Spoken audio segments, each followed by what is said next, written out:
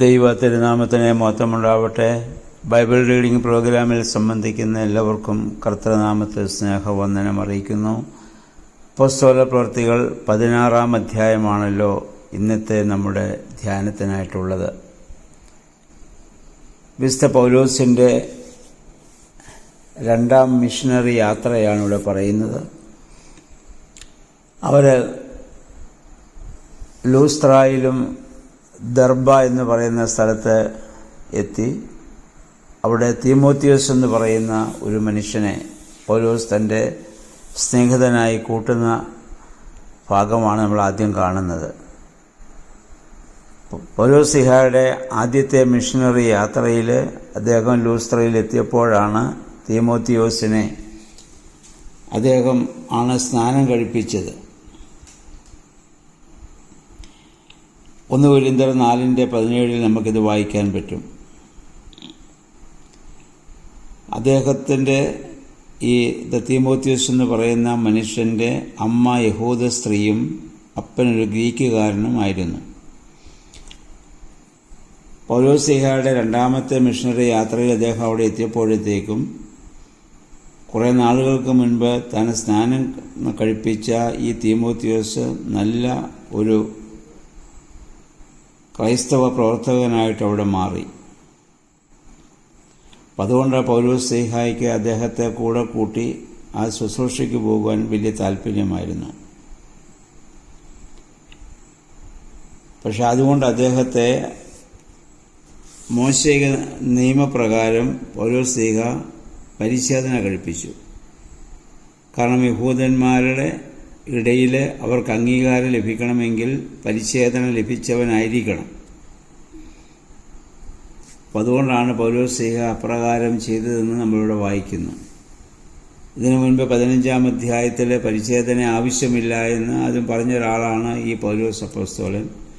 പിന്നെ ആ സുനഹദോസ് കൂടി പത്രോസ്ലീഹയും യാക്കോബും ഒക്കെ പ്രസംഗിച്ചതും അതനുസരിച്ച് ഇനിയും പരിച്ഛേദന ആവശ്യമില്ല എന്ന് തീരുമാനമെടുത്തെങ്കിലും ജനത്തിൽ നിന്നുള്ള അംഗീകാരം തീമോത്തിയോസിന് ലഭിക്കണമെങ്കിൽ തീമോത്തിയോസിൻ്റെ വാക്കുകൾ കേൾക്കണമെങ്കിൽ അന്നത്തെ സമൂഹത്തിൽ പരിച്ഛേദന എന്ന കർമ്മം ആവശ്യമായിരുന്നതുകൊണ്ട് അതുകൊണ്ട് അത് രക്ഷയ്ക്കൊരിക്കലും മുഖാന്തരമല്ല, എങ്കിലും സമൂഹത്തെ ഭയന്ന് അല്ലെങ്കിൽ സമൂഹത്തിൻ്റെ അക്സെപ്റ്റൻസ് ലഭിക്കുന്നതിന് വേണ്ടി പൗലോസ്ലീഹ അപ്രകാരം ഒരു കാര്യം ചെയ്യുന്നുണ്ട്. തീമോത്തിയോസിനെ അദ്ദേഹം പരിച്ഛേദന കഴിച്ചു. വിശുദ്ധ പൗലോസ് റോമിൽ വെച്ച കാരാഗൃഹത്തിലായിരുന്നതായ സമയത്ത് ഈ തീമോത്തിയോസ് അദ്ദേഹത്തോടൊപ്പം ഉണ്ടായിരുന്നുവെന്ന് ഫിലിപ്പിയ ലേഖനം 1:1 കൊലോസ്യർ 1 ഒക്കെ നമുക്ക് ഇദ്ദേഹത്തെ കാണുവാൻ സാധിക്കുന്നുണ്ട്. അദ്ദേഹം എഫേസോസിലെ ഒരു എപ്പിസ്കോപ്പയായിരുന്നുവെന്നും അവസാനം ക്രിസ്തുവിന് വേണ്ടി രക്തസാക്ഷിയായി തീമോത്തിയോസ് മരിച്ചുവെന്നുമാണ് പാരമ്പര്യം അദ്ദേഹത്തെക്കുറിച്ച് പറയുന്നത്. അവിടെ നിന്ന് അവർ പോകുമ്പോൾ ചില സ്ഥലങ്ങളിൽ പോകാൻ വേണ്ടി ആഗ്രഹിക്കുമ്പോൾ 6-8 വരെയുള്ള വാക്യങ്ങളിൽ പരിശുദ്ധാത്മാവ് അവരെ വിലക്കുന്നു. അവിടെ നിന്ന് മറ്റ് സ്ഥലങ്ങളിലേക്ക് അവർ പോകുന്നതായി നമുക്ക് കാണാൻ സാധിക്കും. അവരെയൊക്കെ നയിച്ചിരുന്നത് പരിശുദ്ധാത്മാവാണ്. ഏത് സ്ഥലത്ത് പോകണം, ഏത് പ്രവർത്തിക്കണം, യേശുവിൻ്റെ ആത്മാവ് ചില സ്ഥലത്ത് ചെല്ലാൻ. യേശുവിൻ്റെ ആത്മാവ് എന്നിവിടെ പറയുന്നത് കർത്താവ് തന്നെയാണ്, അല്ലെങ്കിൽ പരിശുദ്ധാത്മാവ് തന്നെയാണ്. പിന്നീട് നമ്മൾ കാണുന്നത് ഒരു ശാബത ദിവസത്തെ അവർ ഫിലിപ്പിയ എന്ന് പറയുന്ന സ്ഥലത്ത് ചെന്ന് അവിടെ പ്രവർത്തിക്കുകയാണ്. അവിടെ സാങ്കാലയത്തിലെ വിശുദ്ധ പൗലോസിൻ്റെ പ്രസംഗം അനേകരുടെ ഹൃദയത്തെ സ്പർശിച്ചു. അവിടെ ലുദിയ എന്ന് പറയുന്ന ഒരു സ്ത്രീ, അവൾ ഒരു ധനികയും ഒരു യഹൂദ മതാനുസാരിയുമായിരുന്നു. അവൾ ആ വചനത്തിൽ ആകൃഷ്ടയായി അവളും അവളുടെ കുടുംബവും സ്നാനപ്പെട്ടതായി നമ്മൾ വായിക്കുന്നു. കുടുംബം സ്നാനപ്പെടുക എന്ന് പറയുമ്പോൾ അന്നത്തെ കാലത്ത് അവിടുത്തെ ഭർത്താവും മക്കളും മാത്രമല്ല, ഭൃത്യന്മാരെ, അടിമകൾ എല്ലാവരും അതിനകത്ത് ഉൾപ്പെടുമെന്ന കാര്യം നമ്മൾ ഓർക്കണം. കുടുംബം മുഴുവനും സ്നാനമേറ്റ മറ്റ് സന്ദർഭങ്ങളും നമുക്ക് കാണാൻ പറ്റും. കൊർന്നല്യോസും കുടുംബവും ഇതിനു മുമ്പ് സ്നാനമേറ്റ് നമ്മൾ വായിച്ചു. കാരാഗൃഹ പ്രമാണിയും കുടുംബവും. ഇനി ഇതിൻ്റെ 16-34 മുതൽ വാക്യങ്ങൾ വായിക്കും. ക്രിസ്പോസും കുടുംബവും ഒക്കെ കുടുംബപരമായിട്ട് ഒക്കെ ഒരാൾ ക്രിസ്തുവിൽ വിശ്വസിച്ചാൽ അവരോട് ചേർന്ന് അവരുമായി ബന്ധപ്പെട്ടവരൊക്കെ സ്ഥാനം ഏൽക്കുന്ന രീതി അക്കാലങ്ങളുണ്ടായിരുന്നു, പ്രായഭേദമന്യേ. അതിനുശേഷം പൗലോസ് യാത്ര ചെയ്യുമ്പോഴാണ് ദുരാത്മാവിനാൽ പ്രവചനം നടത്തിയിരുന്ന ഒരു സ്ത്രീയെ പൗലോസ്ലീഹ കാണുകയും അവിടെ നിന്ന് ദുരാത്മാവിനെ പുറത്താക്കുകയും ചെയ്തു. പക്ഷേ അവിടെ ആ സ്ത്രീയിലുണ്ടായിരുന്ന ദുരാത്മാവ് പൗലോസിനെ കുറിച്ച് നല്ല സാക്ഷ്യമാണ് പറഞ്ഞതെങ്കിലും തനിക്ക് ദുരാത്മാവ് ബാധയിൽ നിന്നുള്ള സാക്ഷ്യപത്രമല്ല തനിക്ക് വേണ്ടത്, ദൈവത്തിൽ നിന്നാണ്. നമ്മുടെ കർത്താവിൻ്റെ ശുശ്രൂഷ കാലയളവിലും ഒരിക്കൽ ഒരു ഭൂതബാധനം കർത്താവിനെ കുറിച്ച് നീ ദൈവപുത്രനെന്ന് പറഞ്ഞപ്പോൾ മുണ്ടിലെന്ന് പറഞ്ഞ കർത്താവ് ആ ഭൂതത്തെ അവനിൽ നിന്ന് പുറത്താക്കിയത് നമ്മൾ കണ്ടതാണ്. അതുപോലെ തന്നെയാണ് പൗലോസ്ലീഹ ഇവിടെ ചെയ്യുന്നത്. ദുരാത്മാവിൻ്റെ സാക്ഷ്യം അവർക്ക് ആവശ്യമില്ല. ആധുനിക യുഗത്തിലാണെങ്കിൽ ദുരാത്മാവാണെങ്കിലും നമ്മളെക്കുറിച്ച് നല്ലത് പറഞ്ഞാൽ നമുക്ക് വളരെ സന്തോഷമായിരിക്കും. കാരണം അവരാരും അവരുടെ വ്യക്തിപരമായ കാര്യത്തിനു വേണ്ടി ചിന്തിക്കുകയും പ്രവർത്തിക്കുകയും ചെയ്തവരല്ല, എല്ലാം കർത്താവിന് വേണ്ടി ചെയ്തതുകൊണ്ടാണ് അവരെക്കുറിച്ചുള്ള ആ ദുരാത്മാവിൻ്റെ സാക്ഷ്യം കേൾക്കാതെ അതിനെ പുറത്താക്കുവാൻ പൗലോസ്ലീഹ ഇവിടെ തയ്യാറായത്. അങ്ങനെ ആ ദുരാത്മാവിനെ പുറത്താക്കിയപ്പോൾ അവിടെ ഉണ്ടായിരുന്ന ഈ സ്ത്രീയെക്കൊണ്ട് പണമുണ്ടാക്കിയിരുന്ന ആളുകൾ പ്രശ്നമുണ്ടാക്കി. പിശാചിനെ കൂട്ടുപിടിച്ചിട്ടായാലും പണമുണ്ടാക്കുക എന്നുള്ളത് അന്നും ഇന്നും സമൂഹത്തിൻ്റെ ഒരു പ്രശ്നമാണ്.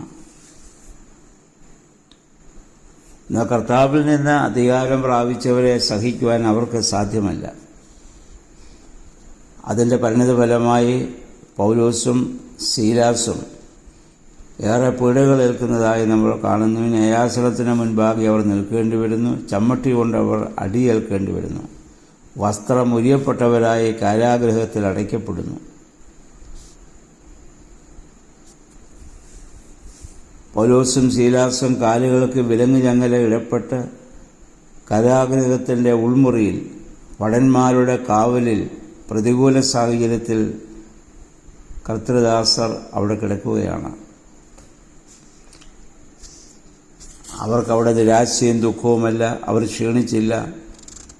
ഒരു ഒത്തുതീർപ്പ് വഴി മോചനം അവർ ആവശ്യപ്പെട്ടില്ല.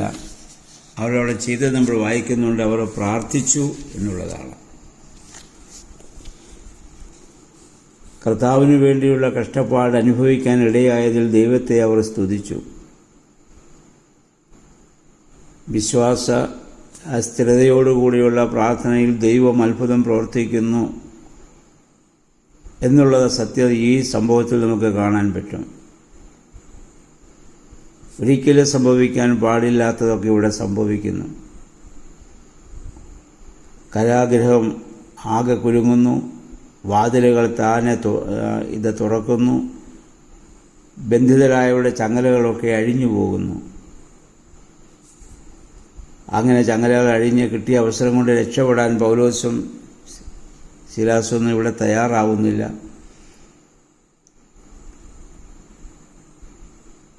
അന്നത്തെ ആ കാവൽക്കാരൻ സ്വയം ആത്മഹത്യ ചെയ്യാൻ വേണ്ടി ശ്രമിക്കുന്നതായി നമ്മൾ വായിക്കുന്നു. കാരണം ഒരു തടവുകാരൻ രക്ഷപ്പെട്ടാൽ അയാൾ അനുഭവിക്കേണ്ടി വരുന്ന ശിക്ഷ കാവൽക്കാരൻ അനുഭവിക്കണമെന്നുള്ളതാണ് റോമൻ നിയമം. ആ ഭീകരമായ മരണത്തെ ഓർത്തിട്ടാണ് ആ മനുഷ്യൻ സ്വയം മരിക്കാൻ വേണ്ടി തയ്യാറാവുന്നത്. പക്ഷെ പൗലോസ് ആ മനുഷ്യനെ വിലക്കുന്നു. ആ ഒറ്റ സംഭവം കൊണ്ട് ആ മനുഷ്യനും കുടുംബവും എല്ലാം ദൈവത്തിൽ വിശ്വസിക്കുന്നു. ആ ബന്ധനസ്ഥൻ ആക്കിയവൻ്റെ ജീവൻ രക്ഷിക്കുവാൻ തക്കവണ്ണം പൗലോസ് അവിടെ പ്രവർത്തിക്കുകയാണ്. ഒരുപക്ഷെ ഇവരെ കാരാഗൃഹത്തിലാക്കിയപ്പോൾ ഒരുപാട് ഇവരെ ആ മനുഷ്യനും പീഡിപ്പിച്ചിട്ടുള്ളതായിരിക്കാം.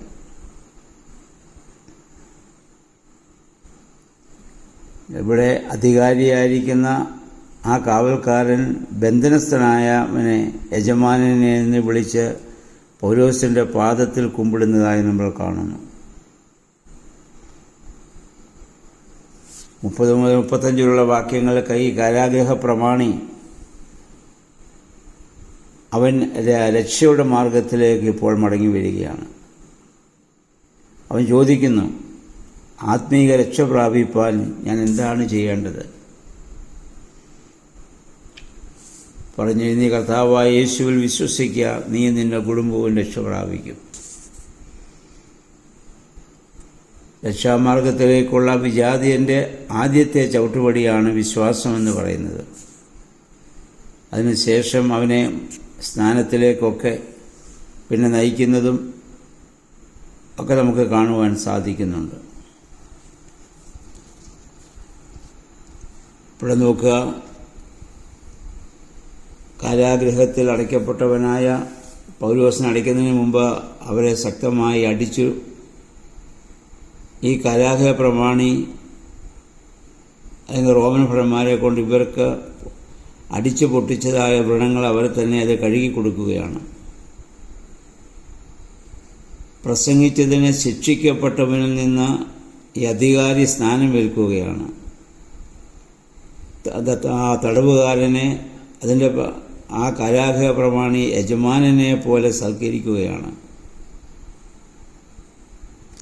ഇവിടെയാണ് ദൈവികമായ പ്രവർത്തനത്തെ നമ്മൾ തിരിച്ചറിയേണ്ടത്. ഏത് പ്രതികൂല സാഹചര്യങ്ങളെയും അനുകൂലമാക്കുവാൻ കഴിവുള്ളവനാണ് നമ്മുടെ ദൈവം. ആ ദൈവത്തിൻ്റെ മുൻപാകെയാണ് നമ്മൾ സമർപ്പിതരെങ്കിൽ ഏത് പ്രതികൂലതയും നമുക്ക് അതിജീവിക്കുവാൻ സാധിക്കും. അത് ജീവിതത്തിൻ്റെ കഷ്ടങ്ങളോ നഷ്ടങ്ങളോ ഇതുപോലെയുള്ള പീഡനങ്ങളോ രോഗങ്ങളോ മാനസിക സമ്മർദ്ദങ്ങളോ എന്തുമായിക്കൊള്ളട്ടെ, അതിനെയൊക്കെ അതിജീവിക്കാനുള്ള ഏകമാർഗം ക്രിസ്തുവിന് വേണ്ടി ദൈവനാമത്തിൽ നമ്മെ തന്നെ പൂർണ്ണമായി സമർപ്പിക്കുക എന്നുള്ളതാണ്. അത് കഴിഞ്ഞപ്പോഴാണ് അധികാരികളിൽ നിന്ന് ഈ സംഭവങ്ങളൊക്കെ അറിഞ്ഞിട്ടാവാൻ വരുന്നു ഇവരെ വിട്ടയക്കാൻ വേണ്ടി ഉള്ള ആ കൽപ്പന വരുന്നു. അപ്പോൾ പൗലോസ്ലീഹ ആവശ്യപ്പെടുന്നു, ഒരു റോമൻ പൗരനെ വിചാരണ കൂടാതെ തടവിലാക്കുക എന്നുള്ളത് അന്നത്തെ ഏറ്റവും വലിയ ഒരു കുറ്റകൃത്യമാണ്, ഒരിക്കലും ചെയ്യാൻ പാടില്ലാത്തതാണ്. വിചാരണ കൂടാതെ തന്നെ തടവിലാക്കിയവർ വന്ന് എന്നെ പുറത്തു വിടട്ടെ എന്ന് പൗലോസ് അവിടെ ആവശ്യപ്പെടുന്നതും അങ്ങനെ അവർ വന്ന് പൗലോസിനോട് ക്ഷമ പറഞ്ഞ് അദ്ദേഹത്തെ വിടുന്നതും കാണാൻ പറ്റും. കാരണം പൗലോസിനോട് ക്ഷമ അവരെ കൊണ്ട് എന്തിനത് പറയിച്ചതെന്ന് ചോദിച്ചാൽ നിയമവിരുദ്ധമായി കാര്യങ്ങൾ ചെയ്യാൻ പാടില്ല. സാമൂഹിക നിയമത്തിന് വിരുദ്ധമായി അനീതി പ്രവർത്തിക്കുന്നതിന് ഒരു ദൈവത്തിൽ വിശ്വസിക്കുന്ന ഒരു വ്യക്തിക്ക് അനുകൂലിക്കാൻ സാധിക്കുകയില്ല.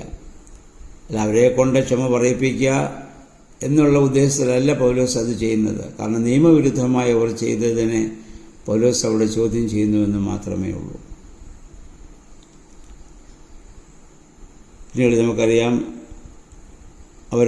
ആ ലുദിയയുടെ ഭവനത്തിലേക്ക് ചെല്ലുകയും അവിടെ വിശ്വാസികളെ അവരുടെ ആ ദർശനവും വചനവും മുഖാന്തരം ആശ്വസിപ്പിക്കുകയൊക്കെ ചെയ്യുന്നത് അതിന് അവസാന ഭാഗത്ത് നമ്മൾ കാണുന്നുണ്ട്. അപ്പോൾ ഈ 16-ാം അധ്യായം അപ്പോസ്തലനായ പൗലോസും തീമോത്തിയോസും സീലാസും അവരോട് ചേർന്ന് പ്രവർത്തിച്ചവരുടെയൊക്കെ വലിയ ജീവിത അനുഭവങ്ങളാണ് നമുക്ക് കാണാൻ പറ്റുന്നത്. ദൈവത്തിന് വേണ്ടി, യേശുവിന് വേണ്ടിയുള്ള അവരുടെ ആത്മാർത്ഥമായ പ്രവർത്തനത്തെ ദൈവം എങ്ങനെ അത്ഭുതകരമായി അവരെ വഴി നടത്തുന്നു, വിടുവിക്കുന്നുവെന്ന് ഈ 16-ാം അധ്യായം നമുക്ക് കാണിച്ചു തരുന്നുണ്ട്. നമ്മളാരും അവരെ പോലെ കർത്താവിന് വേണ്ടി നമ്മളാരും അങ്ങനെ പ്രവർത്തിക്കുന്നവരല്ല. നമ്മളൊക്കെ നമുക്ക് വേണ്ടി മാത്രം ചിന്തിക്കുകയും പ്രവർത്തിക്കുകയും ചെയ്യുന്നവരാകുന്നു. യേശുവിൻ്റെ നാമം പോലും നമ്മുടെ സ്വാർത്ഥതയ്ക്ക് വേണ്ടിയും നമ്മുടെ സുഖസൗകര്യങ്ങൾക്ക് വേണ്ടിയും നമ്മൾ പലപ്പോഴും വിനിയോഗിക്കുന്ന അവസ്ഥയിലേക്ക് നമ്മൾ വീണു പോകാറുണ്ട്. അതിൽ നിന്ന് ദൈവനാമമഹത്വത്തിനു വേണ്ടി ചിന്തിക്കുവാനും പ്രവർത്തിക്കുവാനും ദൈവമേ ഞങ്ങളെ ഇന്ന് സഹായിക്കണമേ എന്ന് നമുക്ക് പ്രാർത്ഥിക്കാം. ആ യേശുവിനെ കുറിച്ചുള്ള ഒറ്റ ചിന്തയിൽ മാത്രം അവർ ജീവിച്ചു. ഈ നോമ്പിൻ്റെ ദിവസങ്ങളും അതാണ് നമുക്ക് ആവശ്യം. അതുകൊണ്ടാണല്ലോ ഭൗതികമായതിനെയൊക്കെ വെടിഞ്ഞ്, ഈവൻ ഇഷ്ടമുള്ള ഭക്ഷണ പദാർത്ഥങ്ങൾ പോലും വെടിഞ്ഞ് നമ്മൾ നോമ്പ് നോക്കുകയും ഉപവസിക്കുകയും പ്രാർത്ഥിക്കുകയും ഒക്കെ ചെയ്യുന്നത് ദൈവത്തിൻ്റെ മാത്രം നാമം ഇത് മഹത്വപ്പെടുവാനും ആ ദൈവാനുഭവത്തോടെ ഈ ഭൂമിയിൽ ജീവിക്കുവാനുമാണ്. അതിനിപ്പോൾ ഇന്നത്തെ ഈ 16-ാം അധ്യായം നമുക്ക് ഒരു ബലമാവട്ടെ എന്ന് പ്രാർത്ഥിച്ചുകൊണ്ട് നല്ല ഒരു ശുഭദിനം ആശംസിച്ചുകൊണ്ട് നിർത്തുന്നു. ദൈവനാമം മാത്രം മഹത്വപ്പെടട്ടെ.